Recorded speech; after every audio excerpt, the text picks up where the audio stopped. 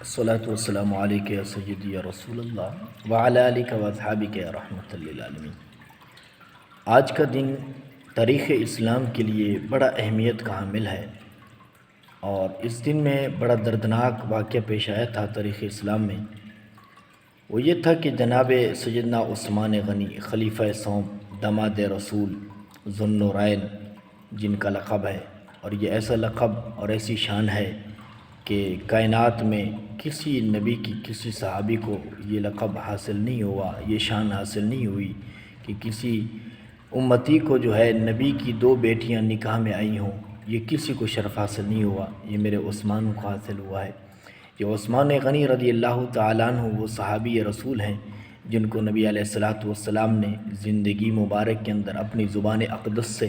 کئی بار ارشاد فرمایا ہے کہ عثمان جنتی ہے۔ 10 مبشرہ یعنی 10 صحابہ کرام جن کو میرے نبی علیہ الصلوۃ والسلام نے اپنی زبان اقدس سے ارشاد فرمایا کہ یہ جنتی ہیں، ان میں حضرت عثمان غنی بھی شامل ہیں۔ اور عثمان غنی کی کیا شانیں ہیں، مسجد نبی کی توسیع ہو تو عثمان غنی پہل کرتے ہیں، دیگر کوئی ایسے کام ہوں جن میں مال لگانا ہو تو حضرت عثمان غنی جو ہے اپنا مال پیش کرتے ہیں۔ کسی جنگ کے موقع پر اسلحہ کی ضرورت ہو یا دیگر اشیاء کی ضرورت ہو تو حضرت عثمان غنی اپنا مال پیش کرتے ہیں۔ یہ نبی علیہ الصلوۃ والسلام کو بڑے ہی پیارے تھے۔ بس امت کے اندر کچھ منافقین نے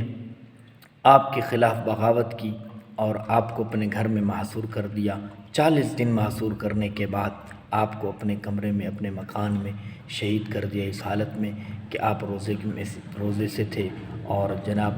آپ قرآن کریم کی تلاوت کر رہے تھے، اور پھر آپ کا جو ہے تدفین جنت البقیع میں ہوئی ہے، جو آج تک لوگ وہاں جب جاتے ہیں مدینہ پاک میں اور حضرت عثمان غنی کے مردائے پرانوار پر حاضری دیتے ہیں،